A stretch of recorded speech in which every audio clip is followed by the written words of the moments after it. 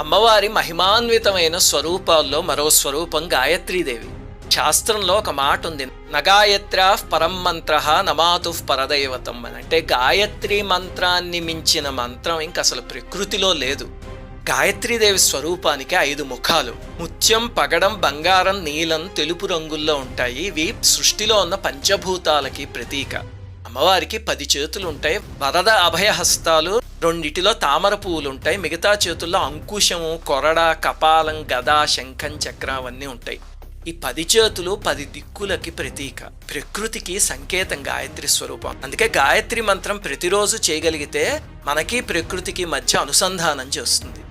రామాయణంలో 24,000 శ్లోకాలు ఉన్నాయి కదా. ప్రతి 1000 శ్లోకాలకి తర్వాత వచ్చే అక్షరం గాయత్రిలో ఒక అక్షరం లాగా వాల్మీకి మహర్షి రామాయణ శ్లోకాల్ని కూర్పు చేశారు. వాటిలో ఒక్కొక్క అక్షరానికి ఒక్కొక్క దేవతా శక్తి ఉంది. ఉదాహరణకి తత్ అనే దానికి అగ్ని, సాకి వాయువు, ఇలా వెళ్తే ఆఖర్లో వచ్చే చో, ద, యాత్ అనే 3 అక్షరాలకి రుద్రుడు, బ్రహ్మ, విష్ణువు అధిదేవతలు. ఇలా ఒక్కొక్క అక్షరం ఒక్కొక్క మహాశక్తి.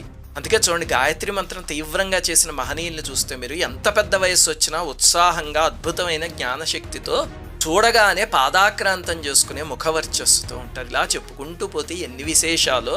ఒక్క మాటలో చెప్పాలంటే గాయత్రి ఛాయలో కూర్చున్న మనిషి కల్పవృక్షపు ఛాయలో బ్రహ్మాస్త్రాన్ని, పరశువేదిని, కామధేనుని పక్కన పెట్టుకుని కూర్చున్నట్టే అని పెద్దవాళ్ళు చెప్పారు. అది ఆ మంత్రానికి ఉన్న శక్తి.